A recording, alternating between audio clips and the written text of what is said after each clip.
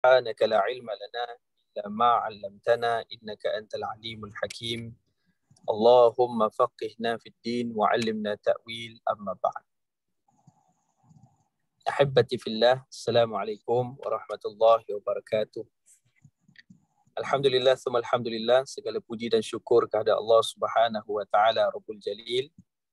Selawat dan salam ke atas baginda Nabi Muhammad sallallahu alaihi wasallam, para nabi, para sahabat, para tabi'in, tabi'in dan seterusnya semua yang mengikuti Nabi sehingga ke hari kiamah.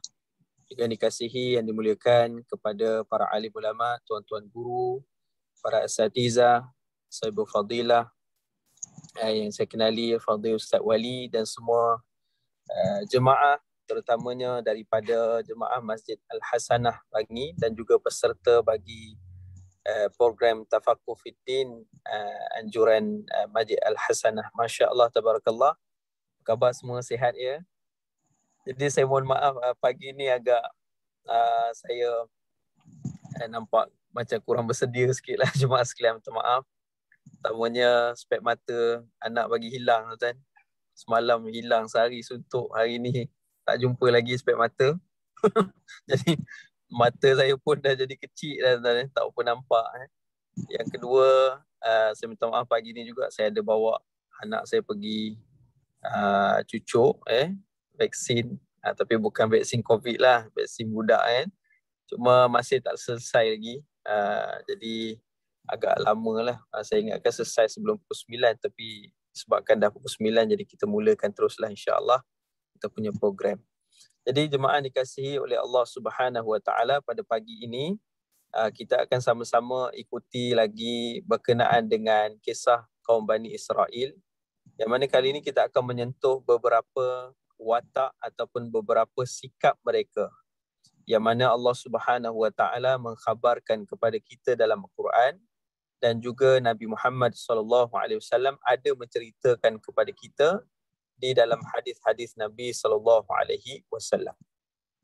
Apa yang menariknya para jemaah dikasihi oleh Allah Subhanahu Wa Taala, kisah Bani Israel seperti yang kita bincangkan pada minggu yang sebelum ini, bukan hanya dikhabarkan Allah Ta'ala di dalam surah seperti surah Al-Baqarah, antara surah yang terpanjang dalam Al-Quran, ia juga dikhabarkan dalam banyak surah-surah yang lain.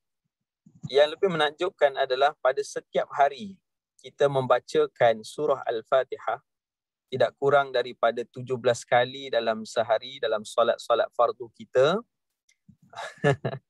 Ada jemaah kata patut Ustaz nampak lain, tak pakai spek. Minta maaf. Itulah, ni pun tak berapa nampak tuan-tuan. Kalau saya baca ayat Quran tersalah, tuan-tuan tolong tegur saya. Biasalah jemaah sekalian, nak tengok tu kena detail sikit baru nampak. Doakan mudah-mudahan spek saya terjumpa. Kalau tak jumpa, saya terpaksa buat yang baru lah. Tak apalah, ni ujian tuan-tuan. Bismillahirrahmanirrahim. Baik, tersambung. Bukan hanya dalam ayat-ayat Quran yang lain, tetapi juga di dalam surah Al-Fatihah yang kita bacakan pada setiap hari. Subhanallah, di dalam surah Al-Fatihah itu adanya yang disebutkan dengan yang dikatakan berkenaan dengan sifat Bani Israel, yang mana Allah Subhanahu Wa Taala minta kita untuk doakan kepadanya setiap hari supaya dijauhkan daripada sikap dan sifat mereka. Allahu Akbar. Dalam surah Al-Fatihah, pada ayat yang terakhir dalam surah Al-Fatihah. Dalam surah Al-Fatihah itu terdapat doa-doa. Terdapat doa-doa yang penting. Antaranya kita doa, ihdinas siratal mustaqim. Ya Allah, tunjukkanlah kami jalan yang lurus ya Allah. Siratal ladzina an'amta alaihim ghairil maghdubi alaihim waladdallin. Ya. Allah Ta'ala berfirman, iaitu jalan lurus ini jalan orang-orang yang saleh, jalan orang-orang yang bertakwa, jalan orang yang kau beri nikmat ya Allah. Itu jalan para rasul, para anbiya, para mursalin, orang-orang saleh. Jadi kita meminta kepada Allah, tunjukkan kepada kita jalan itu, jalan orang-orang yang kau beri nikmat ya Allah. Ghairil maghdubi alaihim, bukanlah jalan orang-orang yang kau murkai, iaitulah jalan yang disebutkan oleh Imam Tabari dan juga Syekh Sya'rawi rahimahullah ta'ala, para ulama mufassirin ramai yang berpendapat maghdub alaihim ni siapa? Iaitulah golongan di kalangan Bani Israel di kalangan Yahudi. Orang-orang yang memiliki ilmu, memiliki kefahaman tentang agama, memiliki ilmu yang tinggi, tetapi mereka tidak mahu beramal, bahkan kufur terhadap apa yang telah Allah berikan kepada mereka. Jadi ini adalah golongan maghdub alaihim, golongan yang dimurkai ke atas mereka, iaitulah golongan Bani Israel di kalangan Yahudi. Allahu Akbar. Kemudian waladhdallin, dan bukanlah jalan orang-orang yang sesat, iaitulah jalan di kalangan yang pertama, golongan Nasrani. Golongan Nasrani yang mana juga dhalin juga termasuk, iaitu golongan musyrikin, kata mufassirin, iaitulah golongan-golongan yang mahu beramal tetapi amalannya tidak menurut ilmu yang benar, maka mereka termasuk di kalangan orang-orang yang sesat. Na'udzubillah min dzalik. Jadi kita minta pada Allah setiap hari yang macam ni, tuan-tuan, rahmatullahi taala, supaya Allah beri hidayah pada kita, beri taufik sehingga kita menjadi orang-orang yang bertakwa, orang-orang yang berjaya di dunia dan di akhirat, diberi nikmat, dijauhkan daripada sifat orang-orang Bani Israel yang menjadi Yahudi, yang kufur pada Allah, dan sifat orang-orang Nasrani dan orang-orang musyrikin yang mahu beramal tapi amalannya sesat kerana tidak ada ilmu dan tidak mengikut petunjuk yang benar. Na'udzubillah min dzalik. Jadi inilah dia pengenalan pada surah Al-Fatihah di awalnya itu adalah supaya kita sentiasa berjaga-jaga dan berhati-hati dalam kehidupan kita.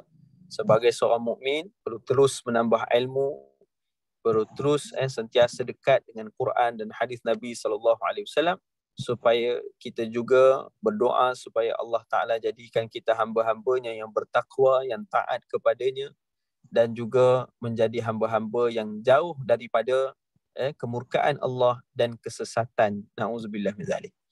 Maka para jemaah dikasihi oleh Allah Subhanahu Wa Ta'ala, di dalam Al-Quran juga terdapat banyak kisah-kisah tentang sifat dan sikap kaum Bani Israel.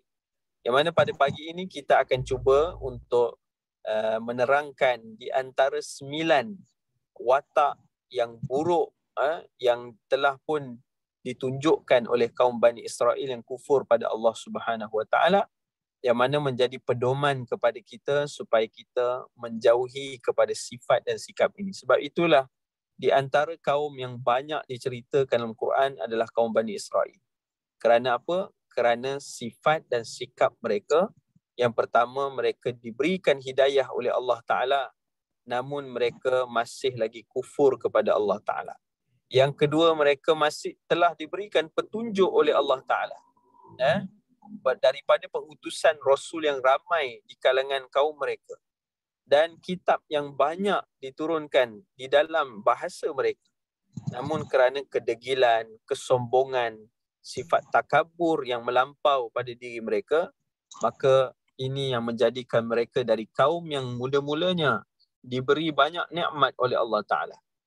Sehingga Allah berfirman, wa anni faddaltukum 'alal 'alamin, dan aku telah sendiri memberikan kelebihan kepada kamu kaum Bani Israel melebihi kepada kaum lain pada alam ini. Tapi akhirnya menjadi kaum yang dilaknat Allah Subhanahu Wa Ta'ala sehingga hari ini mereka menunjukkan sifat dan sikap buruk mereka yang menjadi pedoman kepada kita. Kenapa menjadi pedoman, jemaah sekalian? Kerana asalnya mereka adalah orang beriman, tetapi kerana sombong, takabur, kerana sifat-sifat kedegilan mereka itu, mereka akhirnya menjadi dilaknat oleh Allah Ta'ala, dimurkai oleh Allah Ta'ala. Bahkan kita baca doa, mereka adalah golongan dimurkai oleh Allah. Kita minta jauh dari menjadi seperti mereka. Dan sebab itulah kita kena meneliti kisah kaum ini, sifat dan sikap mereka, supaya kita juga terjauh dan tidak terjerumus bersikap dan bersifat seperti mereka. Na'udzubillah min dzalik. Jadi para jemaah dikasihi oleh Allah Subhanahu Wa Ta'ala, maka kita akan ikuti beberapa ayat-ayat Al-Quran dan juga hadis Nabi SAW, renungan dan tadabbur kita pada pagi ini berkenaan dengan sifat dan sikap kaum Bani Israel. Jadi saya akan bacakan sifat dan sikap yang pertama. Jadi insya-Allah kalau sempat nanti kita kongsikan sedikit tentang kelebihan beramal pada bulan Zulhijjah. Jadi kita telah pun masuk bulan Zulhijjah. 10 yang pertama, mudah-mudahan Allah merahmati kita. Jadi di antara yang saya ingin kongsikan pada jemaah sekalian tentang watak kaum Bani Israel, saya cuba share screen kalau boleh. Saya cuba share. Okey, saya cuba share ayat Quran yang berkaitan lah ya. Baik.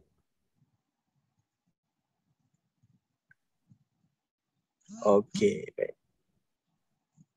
Sekejap jemaah sekalian, saya cuba dapatkan. Baik. Baik, kita kongsikan watak orang-orang Yahudi yang pertama. Watak orang-orang Yahudi yang pertama yang digambarkan dalam Quran, yang mana kita sebagai umat Islam perlu pertamanya berhati-hati supaya tidak jadi seperti mereka dan berhati-hati juga terhadap mereka. Jadi ini Allah Subhanahu Wa Taala khabarkan kepada kita dalam Quran, di antara watak Yahudi yang pertama adalah mereka tidak pernah redha dengan kita umat Islam sampai kita mahu melepaskan agama kita. Allahu Akbar. Jadi di dalam Al-Quran Karim Allah Subhanahu Wa Taala berfirman, A'udzu billahi minasyaitonir rajim. ولن ترضى عنك اليهود ولا النصارى حتى تتبع ملتهم قل إن هدى الله هو الهدى. Kata Allah Subhanahu Wa Taala bahawa orang-orang Yahudi dan orang-orang Nasrani itu tidak akan pernah senang ataupun disebutkan redha, tidak akan pernah redha kepada kamu sehingga kamu mengikuti agama mereka. Jadi sehingga habislah tu ayat tu menceritakan tentang hal ini, tapi yang utamanya poin di atas tu, tidak akan pernah mereka redha ke atas kamu. Angka, kata mufassirin, yang pertama adalah Nabi Muhammad sallallahu alaihi wasallam. Yang kedua, kata mufassirin juga adalah berkait dengan umat Nabi Muhammad sallallahu alaihi wasallam, iaitu walan. Lan adalah nafi abad, iaitu nafi selama-lamanya, yang mereka tidak akan selama-lamanya pernah redha angka terhadap kamu wahai Muhammad SAW dan terhadap kamu, yakni umat Nabi SAW, iaitulah orang Yahudi dan juga orang Nasrani. Jadi Allah Ta'ala beritahu dalam Quran bahawa dua golongan ini tidak akan pernah redha terhadap kamu hatta sehingga tattabi'a millatahum, kamu mengikuti millah mereka. Apakah millah? Millah itu jalan hidup mereka, bukan mesti agama. Sebab itu mufassirin menyebutkan orang-orang Yahudi mereka tidak mahu pun orang Islam masuk agama Yahudi. Orang Yahudi tak nak orang Islam masuk agama Yahudi. Tapi orang Yahudi nak orang Islam hidup dengan cara fikirnya, hidup dengan cara hidupnya, dan menjadi di kalangan orang-orang yang kata apa, yang mana hidup dengan cara mereka, dengan sifat dan sikap mereka. Itu yang pertama. Dan orang Nasrani juga adalah di kalangan mereka yang mengajak orang lain untuk mengikuti mereka. Mengikuti mereka iaitulah untuk beragama seperti mereka. Jadi itu yang disebutkan orang Yahudi dan Nasrani dalam Al-Quran ini, yang mana Allah Ta'ala beritahu kedua-dua golongan ini adalah golongan yang suka untuk mengajak kamu dan tidak akan pernah redha dengan agama kamu sehinggalah kamu mengikuti millah, iaitu cara hidup mereka. Jadi sebab itu jemaah dikasihi oleh Allah Subhanahu Wa Taala, jika kita baca kembali sirah dalam sejarah manusia, pada ketika saat mana seorang lelaki bernama Theodor Herzl. Kalau tuan-tuan pernah dengar nama lelaki ni, Theodor Herzl adalah seorang daripada pelopor yang memulakan pemikiran Zionism ataupun pemikiran bangsa negara Israel, yang mana menimbulkan fahaman Zionis pada sekarang ni, ataupun Zionism. Jadi Theodor Herzl ni dia adalah orang yang mula-mula sekali membangkitkan semangat untuk orang-orang Bani Israel, orang Yahudi memiliki negara sendiri. Pada saat dulu orang Yahudi tak ada negara. Mereka ada di Eropah, mereka ada di Madinah, seperti yang kita tahu di Madinah pun zaman Rasulullah mereka dah ada dekat sana. Di negara-negara lain, saya pernah pergi Yaman, dekat Yaman pun ada orang Yahudi. Dekat Malaysia pun ada orang Yahudi. Sebab tu kat Penang ada kan jalan, nama jalan tu nama Jalan Yahudi kan. Ada kubur-kubur mereka. Jadi mereka berada di seluruh pelosok dunia ni, di macam-macam tempat. Di Eropah, bahkan di timur dan barat. Tapi mereka tidak ada negara sendiri. Lalu Theodor Herzl ni ketika zaman pemerintahan Uthmaniyah telah buat proposal kepada negara-negara Eropah untuk membantu mereka supaya mendapatkan tanah sendiri. Jadi kaum-kaum lain sebenarnya, orang Eropah, mereka tidak suka kepada sikap orang Yahudi ni. Tapi mereka tidak ada jalan lain. Lalu mereka perlu terus untuk bantu supaya orang Yahudi mendapat tanah. Dan itulah yang berlaku di masa sekalian pada ketika ditolak Sultan Abdul Hamid yang kedua, pemerintah di zaman Uthmaniyah ketika itu, dia tolak pemerintahan Theodor Herzl untuk dapat tanah di Palestin, sebidang tanah di Palestin dia tolak, dia tak nak bagi. Tetapi lepas itu berlaku keruntuhan kerajaan Uthmaniyah yang akhirnya dia ambil peluang ketika itu untuk mulakan mendapatkan tanah dengan keizinan daripada Inggeris, kerajaan Inggeris 1945, dan akhirnya berlakulah penaklukan, penjajahan sampailah kepada hari ini di Palestin oleh orang-orang Yahudi. Na'udzubillah min dzalik. Tapi yang menjadi satu perkara ketika saya mengkaji tentang hal ini, waktu saya ambil master dahulu, tentang macam mana berlakunya serangan mereka. Kita ketahui bahawa orang-orang Yahudi, mereka tidak ada ramai, kaum mereka tak ramai seperti kaum lain. Kerana nak dipanggil Yahudi tu, dia ada syarat. Antara syaratnya adalah ibu dia mesti daripada susogalo Bani Israel. Dia mesti daripada tu. Kalau tak, dia keturunan tu tidak dipanggil keturunan Yahudi. Ini di antara yang saya fahamlah, yang kita tahu tentang ajaran mereka ataupun budaya mereka. Lalu apabila disebutkan bila Theodor Herzl dah berjaya mendapatkan tanah, dan ketika itu berlakulah Nakbah, penghalauan umat Islam yang pertama.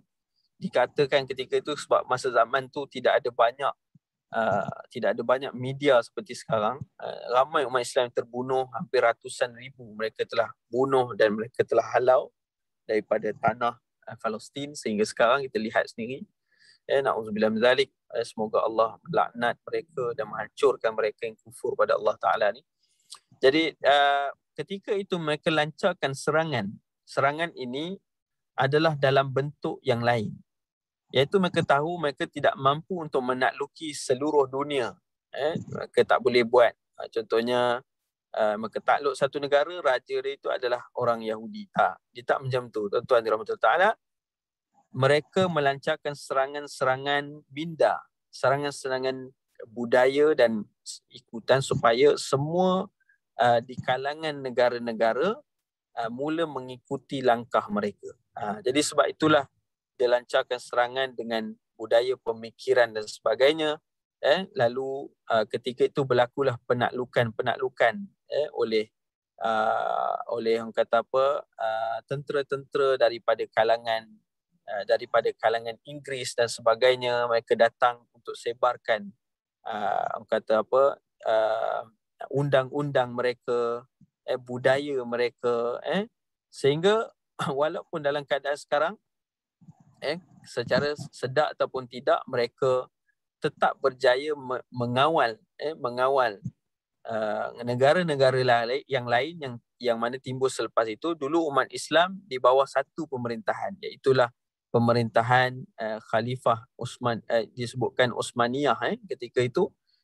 Jadi kerajaan Uthmaniyah, tapi sekarang dah tak jadi macam tu, dia jadi banyak negara kan. Jadi bila mereka berjaya memecahkan kita kepada banyak negara, maka di situ timbullah kesibukan pada negara masing-masing dengan politik masing-masing.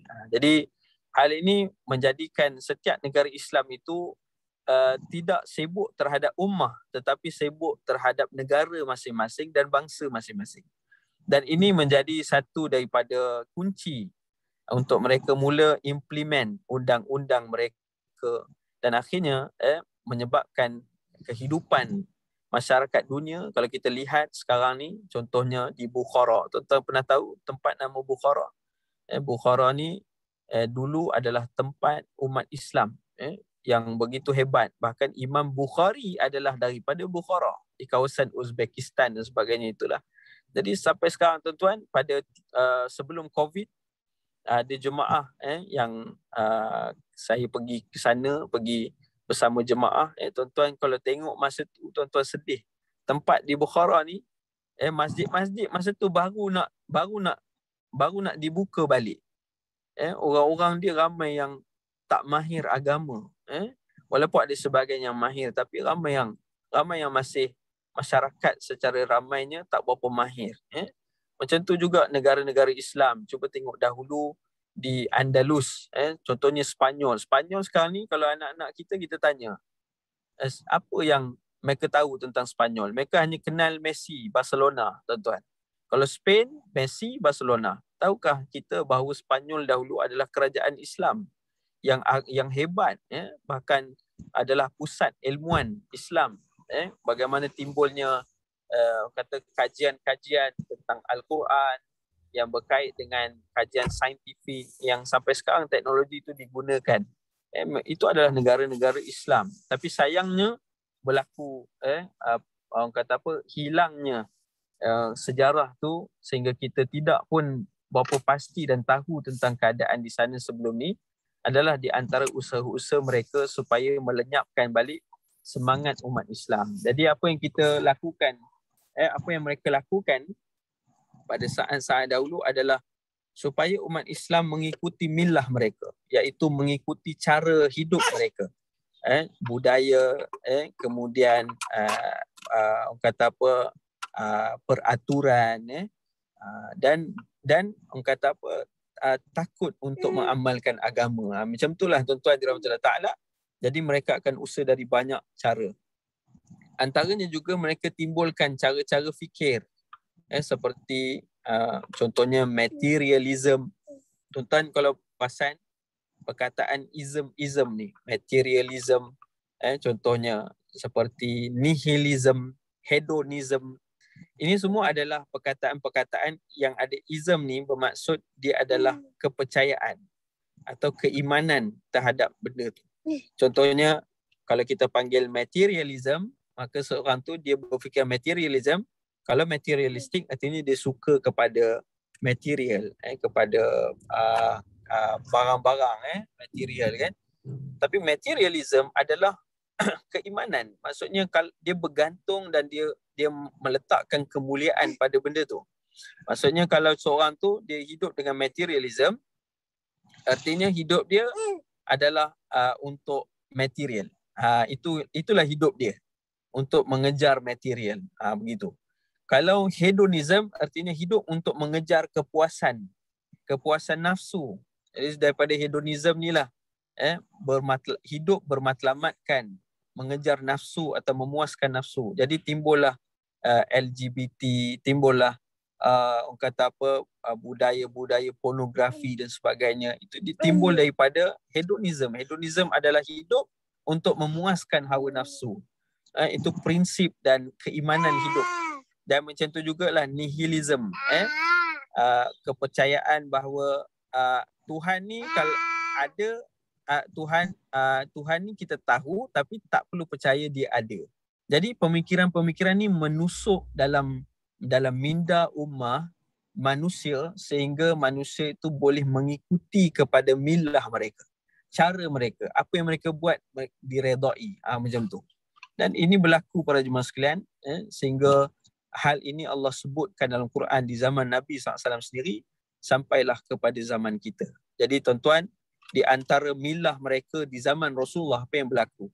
Kalau kita lihat sejarah di zaman Nabi SAW, bagaimana ketika Nabi sampai ke Madinah, Nabi mula berdakwah di Madinah. Ketika tu Nabi dilantik menjadi ketua di Madinah Al-Munawwarah. Masa tu dah ada ramai orang Yahudi. Ada di kalangan Bani Qainuqa, ada di kalangan Bani Quraizah, ada di kalangan Bani Nadir. Mereka menguasai pasar-pasar dan sebagainya. Dan pada waktu itu, apa milah yang mereka timbulkan? Mereka tak ajak sahabat-sahabat Nabi masuk Yahudi. Tak ada. Tak ada istilah tu dalam agama mereka. Yahudi tidak boleh main tarik-tarik orang masuk Yahudi, tak boleh. Dia mesti daripada bangsa barulah dia menjadi Yahudi. Jadi apa mereka buat? Mereka buat supaya orang-orang Arab mengikuti milah mereka. Apa contohnya? Mereka timbulkan sifat kemunafikan. Kemunafikan. Sebab tu dalam awal surah Al-Baqarah, Allah cerita pada muka surat kedua surah, lepas kita baca Alif Lam Mim surah Al-Baqarah tu, belakang dia Allah cerita panjang tentang orang-orang munafik. Jadi orang munafik ni tak timbul di Mekah, dia timbul di Madinah. Mereka ni adalah golongan yang berpura-pura dalam agama. Mereka solat belakang Rasulullah, mereka memuji Nabi dan sahabat. Tapi bila mereka berpaling, wa idza khalau ila syayatinihim qalu inna ma'akum. Bila dia paling pada pembesar Yahudi, dia kata kami adalah bersama dengan kamu. Nampak? Kami bukannya ikut Nabi, kami ikut kamu. Jadi sebab itulah timbulnya kata apa, orang-orang munafik di zaman Nabi SAW adalah kerana mereka sendiri orang Yahudi yang menyuntik semangat kemunafikan di kalangan orang Arab supaya mengambil keuntungan bila beriman. Bila nampak seperti beriman tapi rupa-rupanya mereka ni munafik sahaja. Jadi ini di antara milah, cara hidup yang mereka memang menyarankan atau mereka perjuangkan supaya orang Islam terkeluar daripada sasaran agama dari menjadi orang bertakwa. Bahkan Allah Subhanahu Wa Taala sendiri meletakkan orang-orang munafik itu sebagai orang-orang kafir. Na'udzubillah min dzalik. Mereka sendiri kufur, iaitu mereka nampak solat, cuma mereka sebenarnya tak beriman di dalam dada mereka. Jadi kita minta jauh daripada sifat ini. Sebab tu Nabi SAW mengajar kita untuk jauhkan daripada sifat-sifat kecil orang munafik. Antaranya Nabi sebut ayatul munafik thalatha. Orang Islam kena jauhkan dari membuat benda ni, kerana perbuatan ini adalah perbuatan kebiasaan orang-orang munafik. Kata Nabi SAW, idza haddatha kadzaba. Jauhi perangai ini, iaitu pertama, bila berbicara selalu berbohong dalam perbicaraan dia. Wa idza wa'ada akhlafa. Apabila berjanji, dia pun selalu memungkiri janjinya. Wa idza tumina khana. Bila diberi amanah, dia selalu khianat dengan amanahnya. Jadi tiga ni, kata Nabi SAW, adalah sifat orang munafik. Dan dari mana datang kemunafikan ini? Mula-mula timbul di Madinah. Oleh siapa? Dimulakan, disuntik oleh orang-orang Yahudi. Dan sebab itulah ramainya di kalangan orang Arab sendiri, walaupun zaman Rasulullah bertemu Nabi, mereka sanggup menjadi munafik. Dan inilah berjayanya mereka menimbulkan milah mereka di kalangan orang-orang Arab di zaman Nabi SAW, sehingga ada di kalangan mereka yang menjadi munafik. Na'udzubillah min dzalik.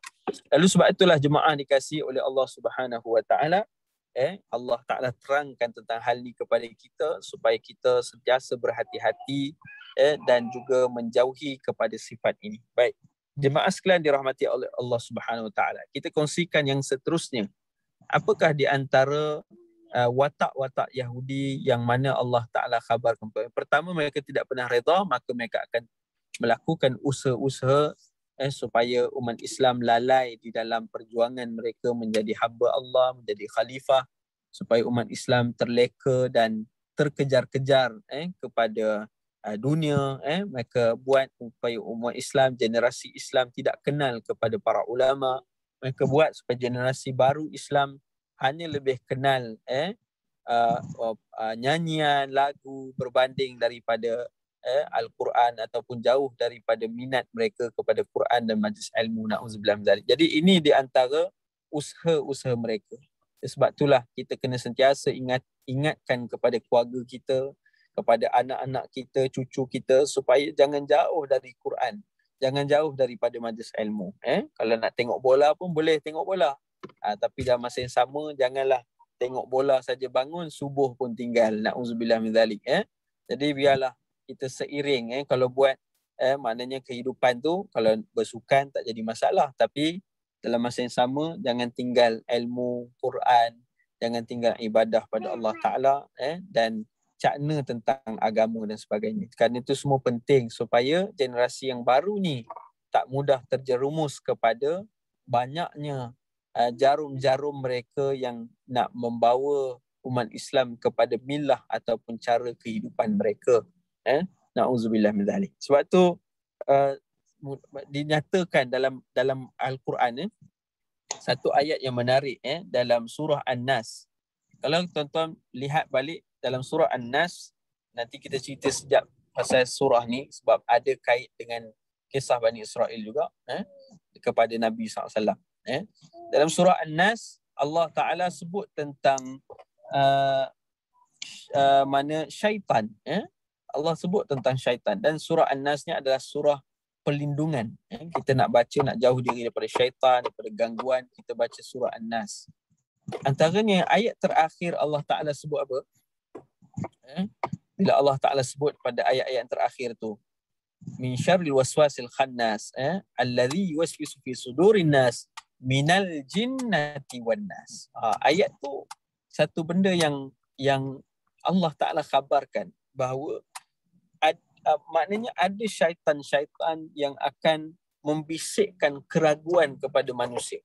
Ragu terhadap Allah, ragu terhadap agama, ragu terhadap Islam, ragu terhadap Quran, macam-macam lagi. Jadi Allah Ta'ala ajar kita berdoa dalam surah tu supaya jauh daripada bisikan-bisikan ni, dan Allah Ta'ala sebut minal jinnati wan nas. Di kalangan mereka ini yang mengajak kepada kekufuran adalah daripada syaitan, dan syaitan itu minal jinnati wan nas. Ada di kalangan jin dan ada di kalangan manusia. Allahu akbar. Jadi syaitan ni adalah satu sifat, iaitu mengajak pada kufur kepada Allah, mengajak meninggalkan taufik dan hidayah dari Allah Ta'ala. Dan mereka bukan sahaja di kalangan jin. Jin memang kita dah tahu, ada syaitan di kalangan jin, yang mana berbisik di dalam hati manusia. Tetapi Allah Ta'ala juga sebut syaitan itu ada di kalangan manusia. Antaranya adalah mereka yang busuk hatinya di kalangan Yahudi dan Nasrani, yang mana mereka mereka tak reda pada umat Islam. Mereka nak orang Islam ni jauh daripada agama, bahkan bukan hanya mengikuti cara hidup mereka, tetapi mereka nak supaya umat Islam tak lagi beriman kepada Allah Ta'ala. Kalau nak letak nama Islam tak apa, tapi kamu tak boleh jadi orang beriman. Dan inilah datang kepada sifat yang kedua. Sekejap saya tengok. Saya tak apa nampak, minta maaf. Okey. Baik, kita sharekan yang kedua, sifat yang kedua. Mereka tak pernah reda dengan umat Islam, jadi mereka cari jalan supaya umat Islam, walaupun nama Islam, walaupun IC tulis Islam, tapi tak hidup dengan cara Islam. Tak solat, tak kenal agama, tak tahu dengan Quran, bahkan tak usah nak membacanya. Mereka nak buat macam tu. Jadi sebab itulah kita kena sentiasa berhati-hati dan berusaha ingatkan kepada keluarga kita, jangan tinggalkan agama. Pelajarilah agama, carilah kelas, belajarlah Quran, belajarlah untuk tahu tentang agama dan sebagainya. Baik. Jadi kita pergi kepada sifat yang kedua, watak Yahudi yang kedua, iaitu orang Yahudi selalu menyembunyikan kebenaran. Jadi dahulu saya pun tertanya-tanya juga kan, masa saya belajar dulu, kenapa Allah masih biar Bani Israel? Dia curi, dia rampas tanah orang-orang Palestin, dia buat kezaliman, dia bunuh, kenapa Allah masih biar mereka? Ini satu persoalan, tuan-tuan dirahmati Allah Ta'ala. Sedangkan mereka ini kaum yang dah lama hidup, ya. Jadi akhirnya bila saya tanya pada guru saya, masa tu namanya Ustaz Allahyarham Ustaz Salahuddin. Ustaz Salahuddin ni dia kena kecil manis, tuan. Dia selalu mengajar kami. Masa dia mengajar, dia tengah tulis kan kat papan hitam tu pakai kapur kan. Pakai kapur dia tulis tu, dia akan terlena. Dia akan terlena. Tapi kalau kami bersembang, masa dia lena tu tak ada seorang pun akan bersembang. Semua diam je. Sebab apa? Pernah dulu kami bersembang-sembang banyak kali sebenarnya. Bila bersembang kat belakang, dia tengah tidur tu, dia pusing balik, dia tahu siapa bersembang. Yang bersembang tu kenalah, tuan-tuan. Maksudnya dia bukan, dia terlena sebab dia ada kencing manis. Tapi subhanallah, walaupun terlena, dia tahu apa anak murid dia buat kat belakang. Jadi dia kata apa? Dia kata sebenarnya Allah masih tinggalkan kaum Yahudi kenapa? Antaranya kerana Allah nak tunjukkan kepada kita kebenaran ayat-ayat Allah Subhanahu Wa Taala.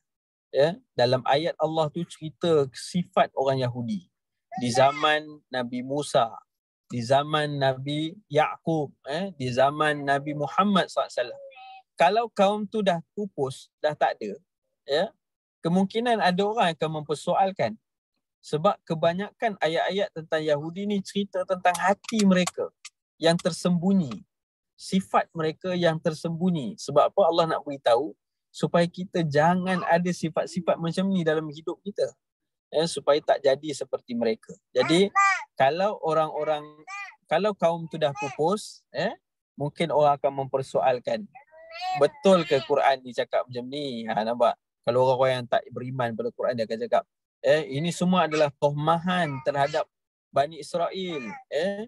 Bila Allah cerita tentang contohnya tadi, walan tarda ankal yahud, tidak akan pernah redha. Ini soal dalam hati, tuan-tuan.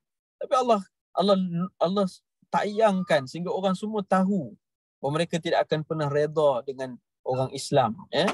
Jadi kalau kaum tu dah tak ada, boleh jadi orang akan mempertikaikan Quran.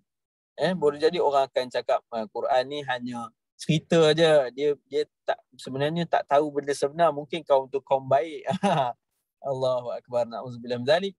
Jadi antara sebabnya Allah tinggalkan supaya kita dapat lihat dengan mata kepala kita sendiri, bukan hanya kita, tapi semua orang di dunia boleh melihat sendiri dengan mata kepala mereka kezaliman satu kaum yang Allah telah sebut dalam Quran tentang kezaliman mereka satu ketika dahulu, yang hari ini mereka sendiri yang menzahirkan kezaliman dahsyat mereka. Bunuh bayi-bayi, bunuh manusia, merampas rumah mereka. Bayangkan tuan-tuan, mereka masuk rumah-rumah orang Islam di Sheikh Jarrah tu. Mereka masuk je, mereka terus halau orang duduk dalam rumah. Tuan-tuan bayang rumah tuan-tuan sekarang ni, tiba-tiba ada orang masuk, dia bawa senjata, dia suruh keluar. Lepas tu dia duduk dalam rumah tu. Laporkan dekat polis pun, polis tak boleh buat apa. Laporkan dekat siapa pun, seorang pun tak boleh buat apa. Cuba tuan-tuan bayangkan. Sebab itulah keadaan di Palestin ni, subhanallah. Kita minta Allah selamatkan saudara-saudara kita. Jadi jemaah dikasihi oleh Allah Ta'ala. Jadi watak Yahudi ini disebutkan bagaimana keadaan mereka di dalam Al-Quran. Antaranya yang kedua, tadi saya nak sambung. Itu yang pertama, kerana Allah biarkan mereka sebab Allah nak tunjukkan kebenaran Al-Quran, ayat-ayat Allah Ta'ala. Yang kedua adalah untuk kita, tuan-tuan, sebagai medan perjuangan kita, medan jihad kita. Walaupun kita mungkin tak boleh nak berjihad dengan senjata, kita berjihadlah dengan diri kita. Ubah diri kita jadi semakin bertakwa kepada Allah. Selalu berdoa kepada Allah supaya Allah selamatkan umat Islam. Berjuang, beri sumbangan apa yang kita mampu. Kalau tuan-tuan ada mampu buat korban di sana, silakan. Kalau tidak pun berilah sumbangan, berilah. Kalau tak boleh dengan mata wang, berilah dengan doa yang sentiasa pada sujud-sujud kita. Jadi itu adalah perjuangan kita atau jihad kita. Jadi Allah jadikan tu medan jihad kita. Baik, yang seterusnya. Dalam disebutkan antara sifat yang kedua orang Yahudi adalah menyembunyikan kebenaran. Jadi mereka kaum Yahudi sebenarnya tahu bahawa Nabi SAW diutuskan sebagai penutup pada sekalian Rasul. Tetapi mereka selalu menyembunyikan kebenaran ini. Allah berfirman, الذين آتيناهم الكتاب يعرفونه كما يعرفون أبناءهم. Jadi Allah Ta'ala sebut apa?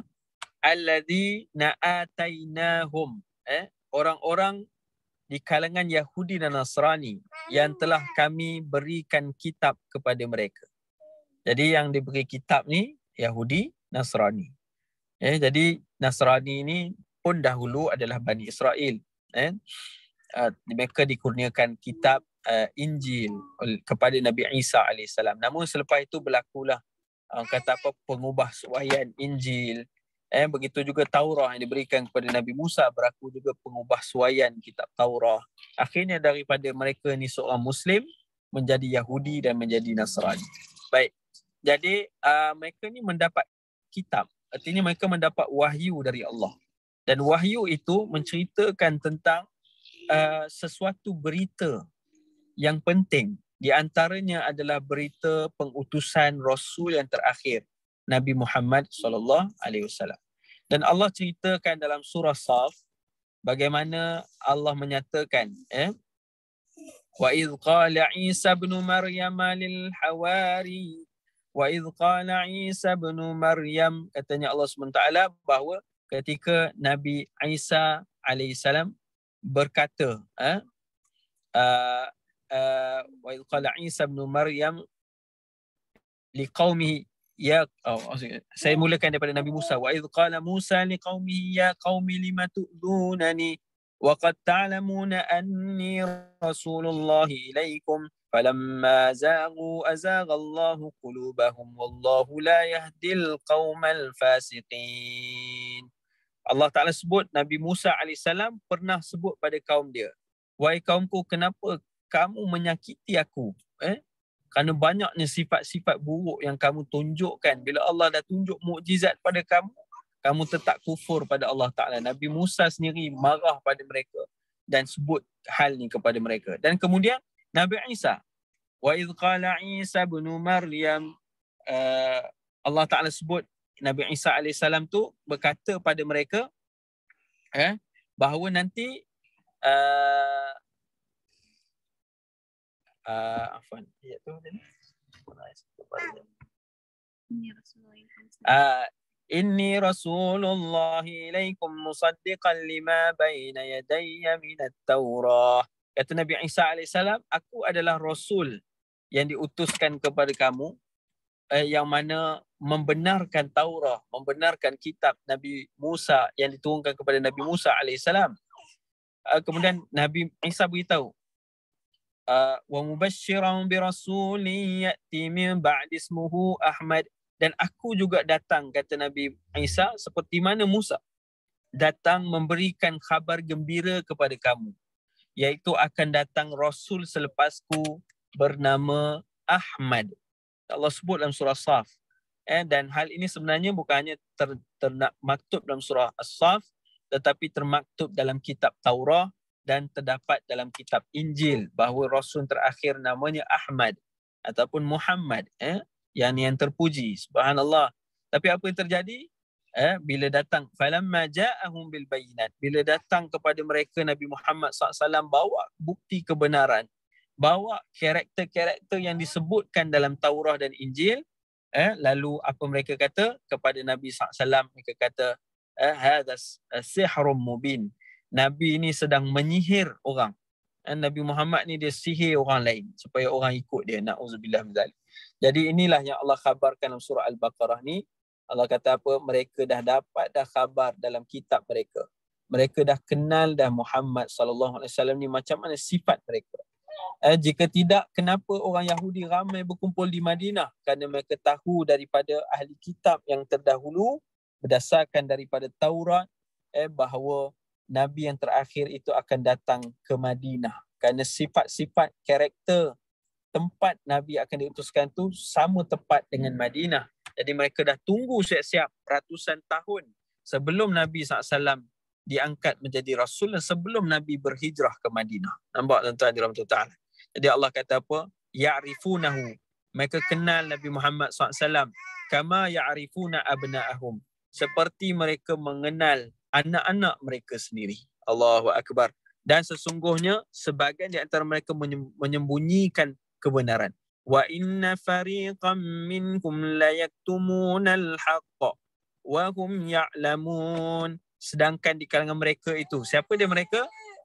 Para rabai, para pembaca Taurat, para pembaca Injil. Mereka sebenarnya dah tahu dah. Sesungguhnya di antara mereka tu dah dia menyembunyikan kebenaran.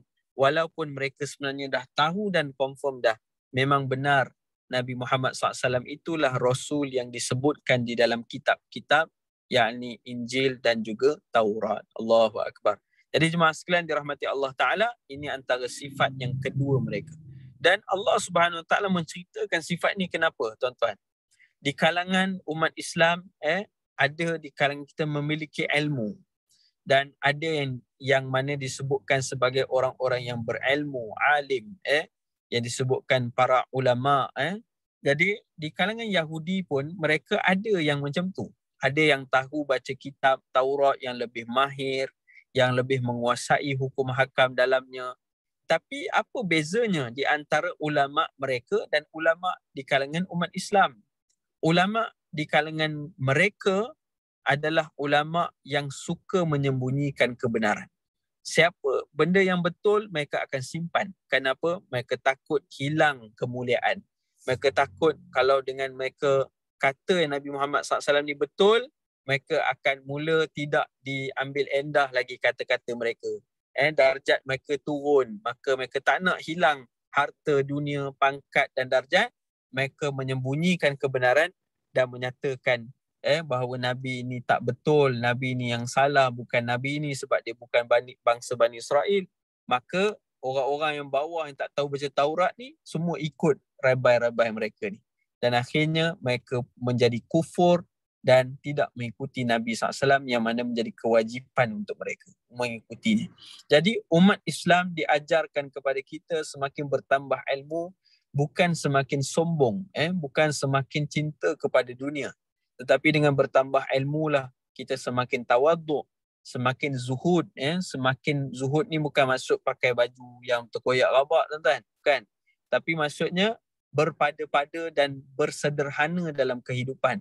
Dan tidak mengejarkan kepada kemuliaan. Nabi ajar kita supaya tidak mengejarkan kepada harta benda dan kemuliaan. Tapi kejarlah keredaan Allah. Dan kejarlah kemuliaan dari Allah Subhanahu Wa Taala. Bukan dengan harta, bukan dengan pangkat, tetapi dengan ketakwaan kepada Allah. Maka sebab itulah hal ini Allah khabarkan supaya kita sentiasa bermuhasabah dalam diri kita dan tidak terjerumus seperti mereka. Mereka semakin banyak ilmu, semakin mereka menyesatkan orang lain. Tapi kita semakin banyak ilmu, seharusnya semakin kita dekat dengan Allah dan semakin menyedarkan kepada orang lain supaya balik kepada Allah Subhanahu Wa Taala. Baik, ini adalah watak yang kedua daripada surah Al-Baqarah ayat 146. Baik. Jadi jemaah dikasihi oleh Allah Subhanahu Wa Taala. Saya teruskan lagi kepada watak yang seterusnya. Watak yang ketiga orang-orang Yahudi. Baik. Baik, ini menarik. Tadi kita dah sebut tentang watak pembesar dia ataupun ahli agama dia. Maka sekarang watak Yahudi yang ketiga adalah tokoh agamanya. Rabai dia, imam-imam dia ni sangat susah menerima kebenaran Islam. Daripada hadis sahih riwayat Muslim daripada Abu Hurairah radhiyallahu anhu, Rasulullah sallallahu alaihi wasallam bersabda. Apa kata Nabi sallallahu alaihi wasallam? Kata Nabi sallallahu alaihi wasallam, "Lau taba'ani asyratum minal yahud." Kata Nabi sallallahu alaihi wasallam, kalaulah ada 10 pemuka agama Yahudi yang mengikuti agamaku ataupun yang mengikuti Nabi sallallahu alaihi wasallam, kata Nabi sallallahu alaihi wasallam, lam yabqa ala dhahriha yahudiyyun illa aslam. Maka sungguhnya tidak akan tersisa lagi orang Yahudi di muka bumi ini kecuali dalam keadaan Islam. Allahu Akbar. Ini hadis sahih riwayat Muslim. Maka ayat apa yang Nabi sebutkan ini nak beritahu betapa susahnya orang Yahudi di kalangan rabai, di kalangan pembaca Taurat. Mereka ni begitu susah nak masuk Islam. Kalau kata Nabi, kalau masuk 10 orang pun sekarang, lepas tu tak ada lagi dah orang Yahudi, melainkan semuanya orang Yahudi menjadi orang Muslim. Sebab yang menyesatkan orang Yahudi itu sendiri adalah orang-orang rabai-rabai mereka, imam-imam mereka yang menyesatkan. Pembaca-pembaca Taurah ini mereka sendiri yang menyesatkan kaum mereka sendiri. Baik. Jadi disebutkan dalam ayat ini, dalam hadis ini bahawa kalaulah ada 10 yang ikut Nabi, maka semua akan jadi Muslim. Berada tak di kalangan rabai yang masuk Islam? Dalam sirah Nabi ada tak? Jadi di antara sebenarnya di zaman Rasulullah SAW, mereka semua tak mau masuk. Tapi ada sebahagian yang masuk Islam. Sebahagian sangat kecil di kalangan Yahudi yang menjadi mukmin, yang menjadi orang beriman. Antaranya seorang yang menjadi sahabat Rasulullah SAW. Dia dahulunya adalah pembaca Taurah. Dia juga seorang rabai. Dia juga disegani oleh orang-orang Yahudi di Madinah. Dia seorang yang ada ilmu. Tapi dia seorang je lah yang masuk. Nama dia Abdullah bin Salam. Pernah dengar nama Abdullah bin Salam? Abdullah bin Salam adalah nama dia selepas masuk Islam.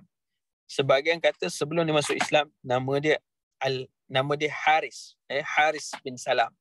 Tapi Nabi tukarkan namanya kepada Abdullah bin Salam. Dia adalah rabai. Dia adalah orang yang panjat pokok ketika Nabi nak sampai bersama Sayyidina Abu Bakar. Masa tu Nabi nak sampai Madinah ketika hijrah, dia sendiri panjat pokok, dia nampak Nabi dari jauh. Dari jauh tu pun dia dah kenal dah. Ini memang benar adalah Rasul yang disebutkan di dalam kitab kami. Dia sendiri dah kenal. Kemudian bila Nabi SAW sampai ke Madinah Al-Munawwarah, dia tanya soalan-soalan kepada Rasulullah SAW. Dia tanya beberapa soalan. Dan akhirnya Nabi SAW menjawab soalan-soalannya. Dan kemudiannya akhirnya bila dia dengar Nabi berpesan, dia ni dia macam imam lah, dia macam ulama lah, ulama orang Yahudi lah. Dia dengar pesanan pertama Rasulullah waktu sampai Madinah. Nabi pesan apa? Nabi pesan bila sampainya Nabi di Madinah, Nabi duduk atas unta, Nabi sebut pada umat semua umat yang ada di Madinah, di kalangan Aus dan Khazraj, orang Ansar, dan di kalangan Muhajirin, Nabi sebut. Nabi kata apa? Afshus salam. Sebarkanlah salam di kalangan kamu. Bagi salam. Assalamualaikum. Wa tut'imut ta'am. Dan berilah makan kepada orang-orang. Beri makan. Kemudian wa tasilul arham, kata Nabi SAW, dan sambunglah silaturahim.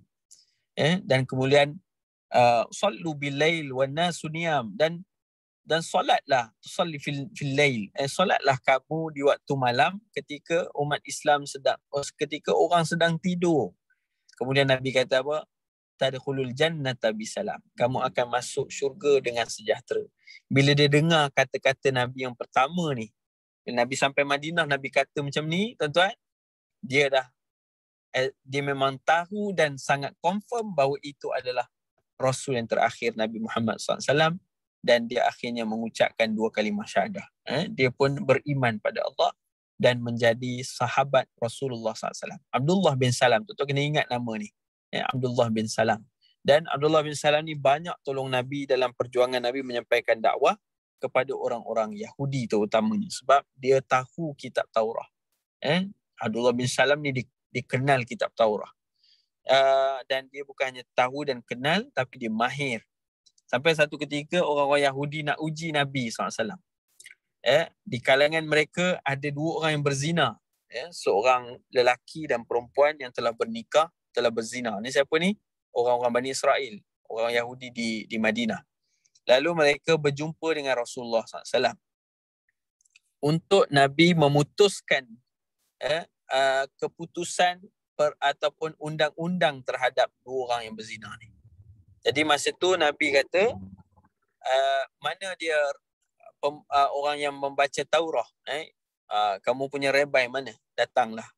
Maka dia pun bacakan Taurah sambil letakkan tangan dia di atas kitab. Jadi masa dia baca tu tuan-tuan, Nabi nak suruh dia baca apakah hukuman kepada orang ni. Dalam Taurah ada sebut tak? Sebenarnya ada. Tapi dia tutup dengan tangan dia. Dia baca Taurat tu, dia tutup. Dia pegang tu sambil dia tutup sebahagian ayat Taurah. Dia skip ayat tu. Ayat tu apa dia? Ayat yang menceritakan tentang bagaimana 2 orang berzina kahwin, mereka perlu direjam sehingga mereka mati. Dalam Taurat pun macam tu. Dia punya syariat dia.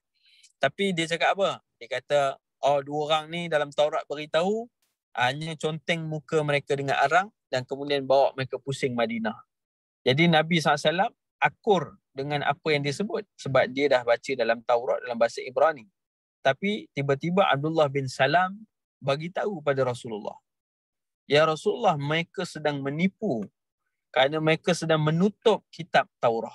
Sebenarnya ayat yang mereka tutup itu adalah hukuman Allah Ta'ala yang sebenar kepada penzina, yang mana mereka harus direjam. Jadi barulah diketahui ketika itu mereka sebenarnya menutup ayat-ayat dalam Taurah dan menceritakan kepada umat mereka, orang Yahudi bahkan yang lainnya, bahawa mereka atau mencipta hukuman lain selain daripada apa yang terkandung dalam Taurah. Jadi kalau itu pun mereka boleh tipu tuan-tuan, apatah lagi lah tentang Nabi Muhammad SAW.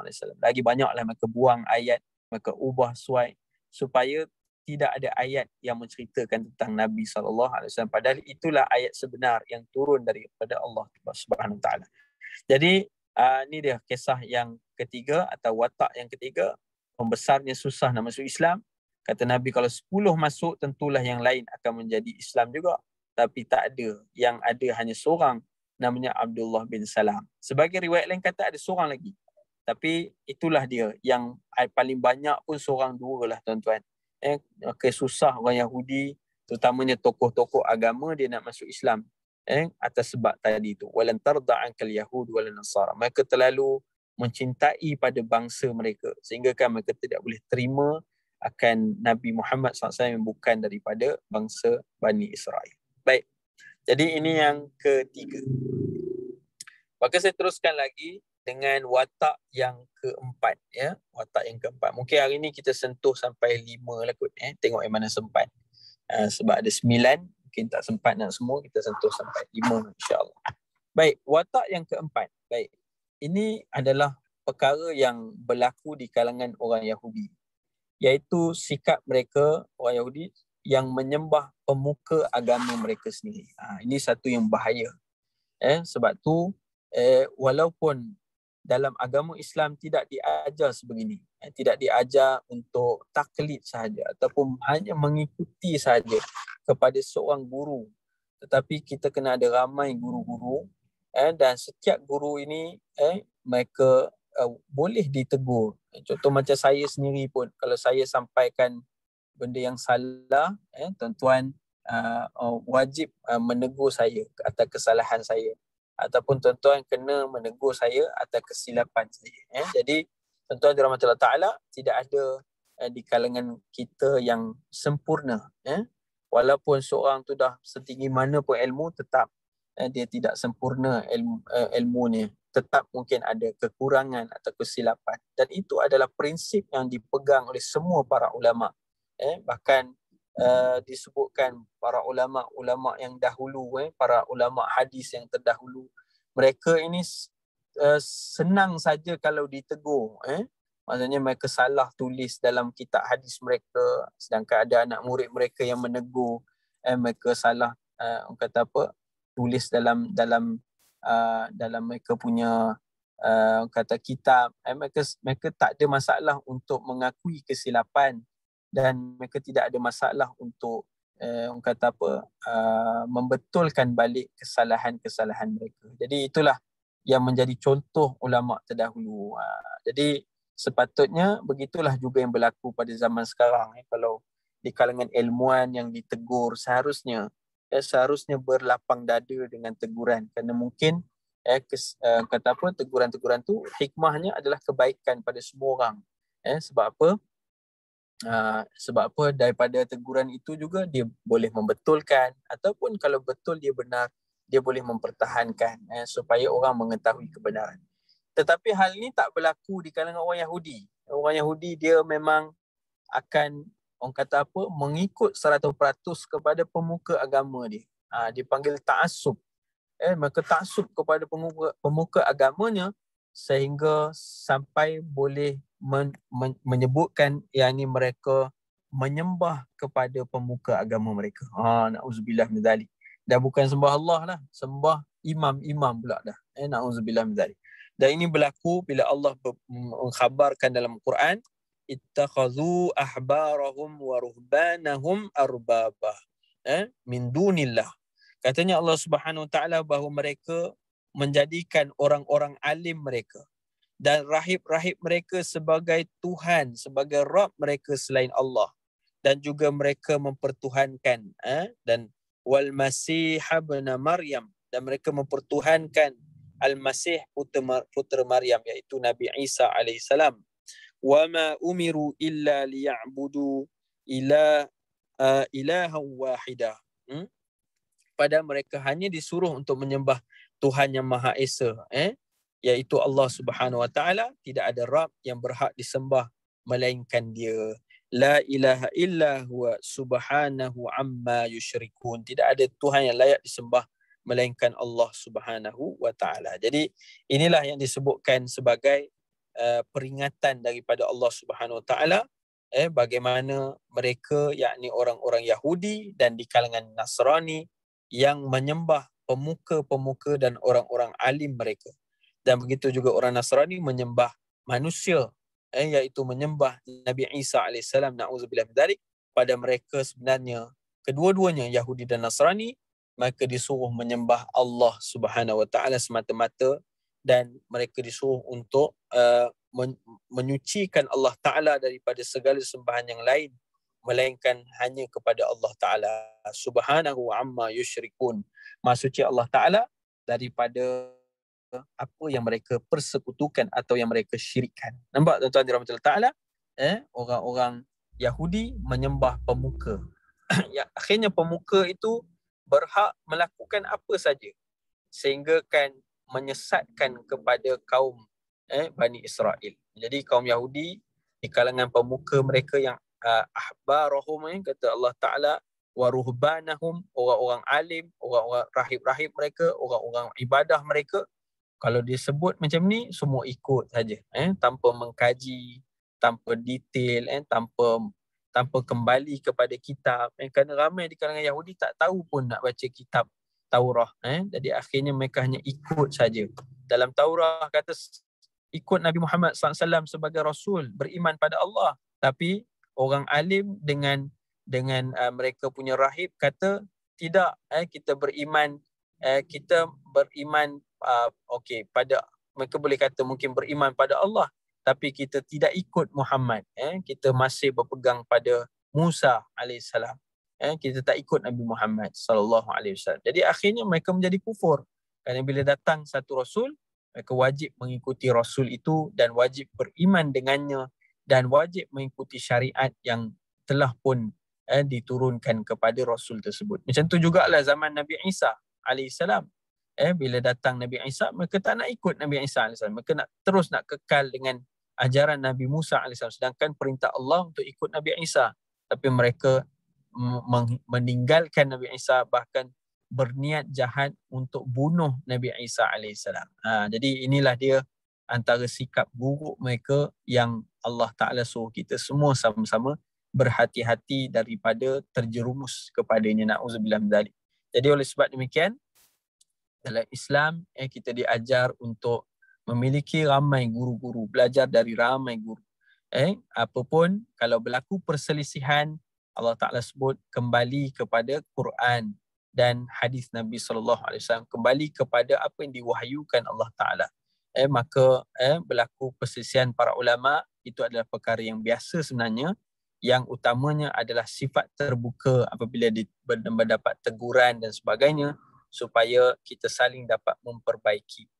Dan tidak menjadi, na'udzubillah, seperti kaum Yahudi yang langsung tidak boleh menyentuh kepada orang alim dan rahib mereka, kecuali hanya mengikuti, bahkan sehingga menyembah kepada rahib dan juga orang alim mereka. Na'udzubillah min zalik. Dan kesesatan ini berlaku sedemikian.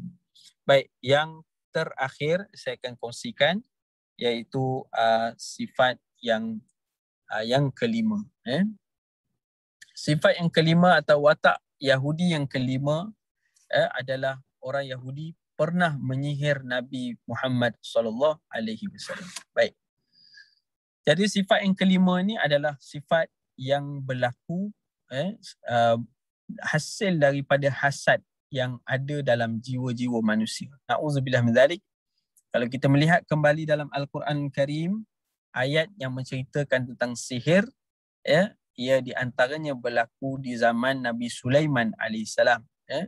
Bagaimana berlakunya sihir itu datang dengan ujian daripada Allah Ta'ala, maka orang-orang di kalangan syaitan ini, iaitu manusia dan jin, yang syaitan yang ingin menyesatkan manusia atau merosakkan keimanan manusia, mereka menggunakan sihir untuk memisahkan, yufarriqu ma baina mar'i wa zawji, untuk memisahkan di antara pasangan suami dan isteri. Nampak tuan-tuan? Jadi sihir ni sebenarnya ada satu yang buruk, yang kufur pada Allah Ta'ala. Dia adalah ujian daripada Allah Ta'ala. Jadi dalam Al-Quran Allah beritahu ada penggunaan sihir tu, antara yang pertama adalah untuk memisahkan di antara suami dan isteri. Dan ini berlaku kenapa? Sebab bila seorang Muslim, seorang yang beriman, dia berkahwin, suami dan isteri berkahwin dan mendirikan rumah tangga, maka terbenalah iman di situ. Kenapa? Apabila seorang tu berkahwin, maka tertutuplah pintu-pintu kejahatan. Pintu maksiat tertutup, pintu kata apa, keburukan tertutup. Bila dia berkahwin, maka banyak perkara-perkara yang haram sebelumnya dilakukan sekarang menjadi halal. Sekarang banyak yang menjadi halal. Maka ini menjadi satu perkara yang sangat-sangat tidak disukai oleh syaitan. Ingat tadi, syaitan minal jin nati wan nas. Yang pertama, ada dalam satu hadis Nabi SAW bahawa syaitan dia akan pergi melaporkan kepada ketua dia, Iblis laknatullah. Dia akan pergi, syaitan-syaitan ni yang di kalangan jin ni, dia akan pergi melaporkan kepada ketua dia. Jadi datanglah syaitan ni, Nabi cerita, dia akan cerita apa yang dibuat hari ni. Laporan, aku dah sesat ke orang, aku dah buat orang ni, aku dah buat orang ni. Lalu katanya Nabi SAW datang satu syaitan, satu jin, syaitan, dia cerita, dia kata, aku telah berjaya memisahkan di antara seorang suami dan isteri. Lalu ketua syaitan ni pun panggil dia, mai datang sini, duduk dekat aku. Kau satu syaitan yang hebat. Jadi nak beritahu kata apa? Antara pencapaian terbesar syaitan adalah bila dapat memisahkan di antara satu suami dan isteri. Kerana Islam terdiri dari ummah Islam. Jadi ummah Islam ni macam satu rumah, tuan-tuan. Macam satu rumah atau satu bangunan. Jadi bangunan tidak akan berdiri sekiranya tidak ada batu yang disusun menjadikan bangunan tersebut. Dan disimen. Setiap bata-bata yang kecil itu disusun akhirnya menjadi bangunan yang besar. Jadi katanya disebutkan daripada Syekh Qardawi, dia kata apa? Umat Islam dia adalah terbina daripada keluarga Islam. Jadi setiap keluarga Islam itu adalah batu bata yang terbentuk, yang kita susun akhirnya menjadi ummah. Jadi orang syaitan di kalangan jin dan manusia akan usaha untuk merosakkan bangunan yakni ummah Islam ni dengan merosakkan batu-batu kecil. Jadi syaitan di kalangan jin akan hasut supaya keluarga ni sentiasa tidak aman, sentiasa bermarah-marah. Jadi kita tuan-tuan dirahmati Ta'ala, kita dengan pasangan kita sentiasa minta kekuatan dari Allah supaya menjaga hubungan di antara kita. Memang kadang-kadang berlaku yalah, biasalah sikit-sikit tu kan, macam apa lagu Piramli apa, sedangkan lidah lagi tergigit. Memang betul, lidah pun tergigit kan, tapi dia sembuh lepas tu. Macam itulah suami dan isteri, kadang-kadang ada perselisihan, kita sembuhkan.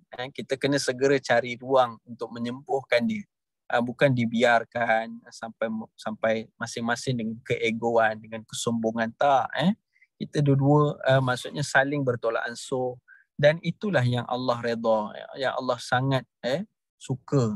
Sebab apa? Bila terpecahnya satu keluarga, maka pecahlah satu bata daripada ummah Islam. Sebab tu keluarga kita kena dipenuhkan dengan ilmu, keluarga kita kena dipenuhkan dengan amal soleh. Bukan hanya kita seorang beramal, tapi Allah kata apa? Qu anfusakum wa ahlikum nara. Wahai orang beriman, jadikanlah maknanya apa? Jauhkanlah dirimu dan juga ahli keluargamu daripada api neraka. Sebab tu penting kita saling menjaga di kalangan ahli keluarga kita untuk jauh daripada api neraka, dengan cara kita ajak mereka beramal, ajak mereka menjauhi dosa, ajak mereka mendalami ilmu, cinta pada ilmu dan Quran dan sebagainya. Baik. Jadi itu antara kata apa, usaha-usaha. Dan di antara usaha syaitan juga di kalangan manusia, na'udzubillah min zalik, mereka timbulkan pemikiran-pemikiran songsang. Contohnya seperti LGBT. Boleh berkahwin. Kalau lelaki dengan lelaki boleh berkahwin. Na'udzubillah, itu bukan keluarga. Binatang pun tak buat macam tu. Jantan dengan jantan tak pernah jadi, tuan-tuan. Sedangkan manusia boleh macam tu, na'udzubillah. Itulah di antara jarum-jarum yang cuba merosakkan. Dan jangan terkejut, tuan-tuan dirahmati Ta'ala, di kalangan masyarakat kita, ada di kalangan generasi Muslim yang dah mula terpengaruh dengan LGBT dan sebagainya. Kita minta jauh, tuan-tuan, daripada anak-anak kita dan sebagainya. Kerana mereka ni kadang-kadang timbulnya perkara ni daripada pendedahan yang luas di internet, di media sosial dan sebagainya. Tekanan di kalangan mereka tu, dan akhirnya menyebabkan mereka sanggup untuk orang kata apa, menerima bahkan mengamalkan budaya yang songsang yang mana Allah melaknatinya. Na'udzubillah min dzalik. Maka jemaah sekalian dirahmati Allah Ta'ala, balik pada ni, maka di antara yang disebutkan dalam hadis ini, sahara Rasulullah sallallahu alaihi wasallam. Nabi SAW pernah disihir, kata Sayyidah Aisyah. Disebutkan Yahudiyun min Yahud, oleh seorang Yahudi daripada kalangan orang-orang Yahudi ini, Bani Zuraik. Bani Zuraik yuqalu lahu Labid bin Al-A'sam, iaitu seorang lelaki dari Bani Zuraik, orang Yahudi, iaitu daripada seorang namanya Lubaid bin Al-A'sam. Ini hadis daripada riwayat Muslim. Baik, Nabi pernah disihir, tuan-tuan. Nabi pun pernah disihir. Bayangkan. Jadi apa yang terjadi, tuan-tuan dirahmati Allah Ta'ala, Nabi disihir satu ketika. Ada orang yang mencuri rambut Rasulullah SAW. Ini tuan-tuan boleh dapat kisah ni pada tafsir surah An-Nas dan surah Al-Falaq. Tak silap surah Al-Falaq. Tuan-tuan boleh semak dalam surah Al-Falaq, ada kisah ni, hadis ni. Yang mana Nabi ni ada diupah seorang budak, orang Yahudi upah seorang budak. Kenapa orang Yahudi yang cerita sihir ni orang Yahudi? Memang dari awal sihir ni pun, dari zaman Nabi Sulaiman itu pun kaumnya kaum Bani Israel, tuan-tuan. Jadi memang sihir-sihir ni dah jadi permainan dia. Jadi disebutkan disebutkan bahawa ketika mana Nabi SAW satu hari ada budak yang diupah mencuri rambut Nabi. Jadi mereka pun mengupah seorang budak curi rambut Nabi pada sikat. Kemudian mereka menyihir Nabi SAW, mereka tanam, mereka ikat pada batu, kemudian mereka lepaskan di sebuah telaga tuan-tuan yang jauh. Jadi diletakkan di dalam dasar satu telaga tuan-tuan dirahmati Allah. Jadi ini sebahagian yang riwayatkan semikian. Maka akhirnya Nabi SAW Nabi disihir. Iaitu Nabi lupa. Nabi ni seorang yang sangat kuat ingatan Rasulullah. Bahkan kita tahu bahawa Nabi dibacakan ayat Al-Quran oleh Jibril AS pun Nabi tidak akan lupa. Nabi ingat. Tapi ketika disihir tu Nabi lupa. Nabi sebelum ni dengan isteri Nabi yang mana, urutannya sudah terlupa. Jadi ada beberapa perkara yang menunjukkan Nabi lupa. Dan hal ini adalah sihir sebenarnya.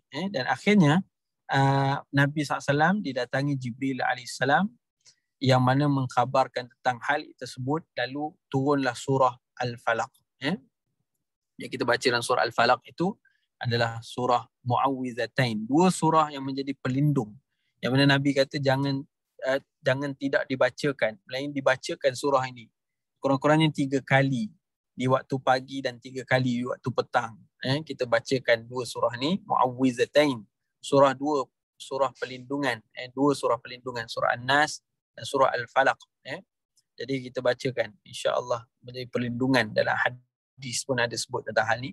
Jadi akhirnya Nabi utuskan sahabat untuk cari benda tu. Setelah Nabi diwahyukan, beritahu, lalu akhirnya mereka pun jumpalah batu yang diikat rambut Nabi SAW. Kemudian mereka telah pun buangkannya.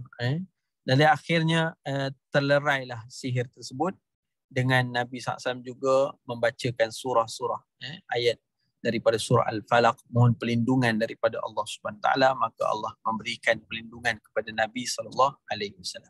Lalu para jemaah dikasihi oleh Allah Taala, ini di antara sikap mereka yang menyihir Nabi SAW yang termaktub di dalam kisah dan sirah Rasulullah SAW dalam hadis yang sahih. Jadi sebab tu jemaah sekalian dirahmati Allah Taala, ini di antara sikap mereka. Maka Allah sebutkan hal ni, bahkan Nabi khabarkan, Allah turunkan surah Al-Falaq, surah An-Nas, dan bukan Nabi khabarkan tentang hal ni sebab apa tuan-tuan? Janganlah di kalangan manusia, bahkan umat Nabi SAW ni ada yang terlintas untuk melakukan sihir. Na'udzubillah min dzalik. Tuan-tuan, na'udzubillah, ada orang yang dia semayang tapi sanggup dia menyihir jiran dia. Ada orang yang macam tu. Na'udzubillah. Sebab apa? Sebab dia cetek dengan ilmu, tuan-tuan. Bila seorang tu amal saja sihir, sudah dia jatuh, dia menjadi kufur pada Allah Ta'ala. Sebab dia mengamalkan sesuatu yang dimurkai oleh Allah SWT. Dia telah kufur. Jadi tuan-tuan dirahmati Allah Ta'ala, ada orang yang dia tak tahu, dia hasad kepada jiran dia ke atau sebagainya, sampai sanggup dia menyihir jiran dia atau orang-orang yang dia kenal, dan sihir itu memuaskan hati dia, sehingga orang yang kena tu sakit dan sebagainya. Memang sihir tidak akan menjadi melainkan dengan izin Allah, dan tidak akan sembuh melainkan juga dengan izin Allah Ta'ala. Maka kita kena ada ilmu tentangnya. Bukan ilmu sihir tu, tapi ilmu keimanan, ilmu at-tauhid yang kuat, supaya jauh daripada perkara-perkara sedemikian. Bukan hanya kita minta jauh daripada daripada mengamalkannya, tetapi juga minta jauh daripada terkenanya. Na'udzubillah min dzalik. Maka Nabi ajar banyak, tuan-tuan. Antaranya Nabi ajar zikrullah. Dalam seharian Nabi ajar sekurang-kurangnya bacalah ayat kursi, tuan-tuan, dirahmati Allah Ta'ala. Ada hadis Nabi yang banyak tentang betapa powernya ayat kursi ni menjauhi sihir dan sebagainya, menjauhi perbuatan buruk dan sebagainya. Maka sebab tu dalam sirah Nabi pun pernah disihir, maka Nabi ajar kepada kita bacaan ayat kursi, ayat Mu'awwizatain, supaya kita jauh daripadanya dan minta jauh daripada hasad di kalangan kita. Sebab tu Nabi juga minta kita doa supaya Allah jaga hati kita daripada kecemburuan, daripada hasad, na'udzubillah min zalik. Dan sentiasa penuhkan diri kita dengan ilmu, sentiasa kalau diri kita sendiri minta perlindungan, mintalah daripada Allah, bukan daripada yang lain, bukan daripada tangkal dan azimat, na'udzubillah.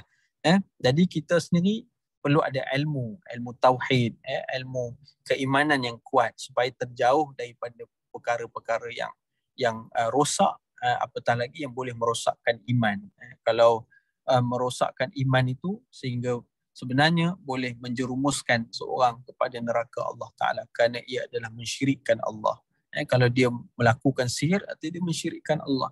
Kalau dia pula meminta perlindungan pula daripada sesuatu selain daripada Allah, itu juga telah mensyirikkan Allah Ta'ala. Maka sebab tu kita berhati-hati secara tidak langsung, mestilah dengan berilmu dan beramal dengan apa yang kita ketahui yang baik dan yang benar daripada Al-Quran dan dari hadis Nabi SAW. Jadi saya mohon maaf atas kekurangan saya hari ini. Baru saya perasan kopiah ni pun kotor tuan-tuan. Allah, terjatuh kopiah. Anak lah tuan-tuan. Macam itulah dugaan. Anak-anak dia bagi hilang spek mata. Dia kopiah ni pun jatuh. Kopiah pun kotor tuan-tuan. Tapi itulah dugaan dan ujian. Mudah-mudahan dengan itu Allah tambah iman kita. Allah tambah ketakwaan kita lah, insya-Allah. Jadi ada sikit soalan yang saya bacakan. Yang mana seorang ustaz mahu penjelaskan sedikit kenapa orang Yahudi mengangkat Uzair sehingga mengatakan Uzair itu putera Allah. Okey, ni bagus soalan ni Haji Zulkifli. Nanti kita akan sampai pada ayat ini juga. Kenapa orang-orang Nasrani mengangkat Isa ibnullah, dan orang Yahudi kata Allah Ta'ala mengangkat Uzair ibnullah. Uzair dia kata Uzair ni pula anak Allah. Na'udzubillah min zalik.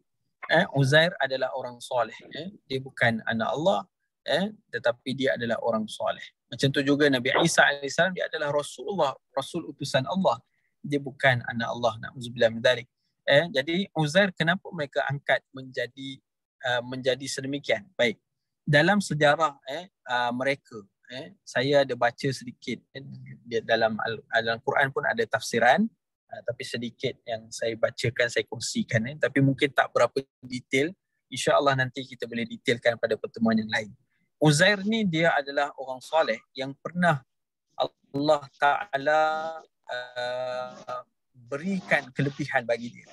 Antara kelebihan dia, sebahagian menyatakan yang telah termaktub dalam Quran itu, dia pernah tertidur selama 100 tahun lamanya. Dia terlena dekat bawah pokok. Kemudian dia ada makanan tepi dia. Dia terlena tuan-tuan. Tepi dia ada juga keldai dia. Dia terlena 100 tahun, dia jaga balik. Masa dia jaga tu suasana depan dia dah lain dah. Tapi makanan dia masih elok. Dan keldai dia Allah Ta'ala hidupkan balik. Daripada habuk kepada keldai balik hidup. Tuan-tuan, ni yang diceritakan dalam Quran. Kita sampai pada ayat tu insya-Allah. Tapi Uzair juga diceritakan memiliki kelebihan, antaranya ingatan yang Allah Ta'ala kurniakan. Sebagai menyatakan ketika mana orang-orang Bani Israel diserang oleh Bukhtansar, satu raja yang zalim, menghancurkan Palestin, menghancurkan pusat ibadah mereka, bahkan membakar kitab-kitab mereka, bahkan Taurah pun dibakar, tuan, lembaran-lembarannya. Jadi akhirnya mereka tidak ada Taurah. Mereka kitab Taurah tu dah tak ada. Ni sebelum lagi zaman Rasulullah, lama dululah tuan-tuan. Sebagai menyatakan selepas dari zaman Nabi Sulaiman. Wallahu ta'ala alam, ada menyatakan selepas dari zaman Nabi Sulaiman. Nabi Sulaiman dah wafat, berlaku selepas-lepas pada tu. Kerana orang bila diserang dan mereka diancam, dibunuh, ada yang sebagai mereka yang beriman dibunuh, kemudian kitab mereka dibakar. Tapi tinggallah ketika itu Allah mengutuskan seorang dari kalangan mereka yang namanya Uzair. Jadi Uzair ni dia waktu tu dia Allah beri kelebihan bagi dia, dia menghafal Taurah. Dia hafal seluruh Taurah. Dan hafalan dia tu begitu kuat, sehingga selepas itu mereka menulis kembali Taurah berdasarkan hafalan daripada Uzair. Jadi mereka menyanjung Uzair ni melebihi daripada yang lain, sehingga akhirnya mengangkat Uzair menjadi Tuhan pula Buat dia baca Taurat. Jadi akhirnya dia kata Uzair ni anak Tuhan. Na'udzubillah. Ni berlaku sesat lah tuan-tuan. Macam mana Nabi Isa AS. Mula-mula Nabi Isa sebut beriman kepada Allah. Nabi Isa diangkat ke langit. Ada pula orang lain datang. Setelah pengikut Nabi Isa dibunuh, orang lain ni datang. Dia pula angkat diri dia menjadi pengikut Nabi Isa dan dia pula menyatakan Isa itu adalah anak Tuhan. Maka orang selepasnya itu pun ikut. Akhirnya benda tu timbul sampai hari ini agama Kristian. Tuan-tuan, na'udzubillah min dzalik. Jadi itu juga yang berlaku terhadap Uzair. Yang mungkin zaman tu tidak mereka sebutkan dia sebagai anak Tuhan, tapi selepas daripada dia tak ada, kemudian berlaku pengubahan dalam sejarah, dalam kisah-kisah yang akhirnya menyebabkan dia diangkat menjadi anak Tuhan, sama seperti Nabi Isa AS. Na'udzubillah min dzalik. Jadi ini sekadar jawapan yang ringkas, mudah-mudahan menjawab kepada persoalan tadi, dan semoga Allah Ta'ala merahmati tuan-tuan dan puan sekalian dan memberikan kebaikan yang banyak kepada tuan-tuan dan puan sekalian, insya-Allah. Amin ya rabbal alamin. Jadi kita tamatkan di sini. Minta maaf kekurangan saya dari kepada pihak penganjur terutamanya dan kepada jemaah sekalian, kerana saya pun pakai t-shirt pun jadi tak apa proper lah tuan-tuan mengajar, tapi mudah-mudahan apa yang disampaikan bermanfaat dan semoga mendapat kebaikan kepada semua. Kena buat spare Ustaz. Betul, ada spare tu pun dah pecah lah. Allahu Akbar, tak tahulah, kita kena nantilah saya usahakanlah. Terima kasih banyak, insya-Allah. Semoga Allah merahmati semua, sentiasa mendapat kebaikan dan mudah-mudahan Allah sentiasa melindungi tuan-tuan perempuan daripada COVID dan daripada semua bahaya yang lain. Semoga kita sentiasa merahmat Allah Ta'ala, insya-Allah. Aku qauli hadza wa astaghfirullahaladzim wa lakum min baiti Allah sekalian kesilapan kekhilafan. Saya mohon maaf dan berilah teguran pada saya fakir ini. Semoga Allah berkati yang membincangkan dapat kita amalkan dan sampaikan. Wassalamualaikum warahmatullahi wabarakatuh.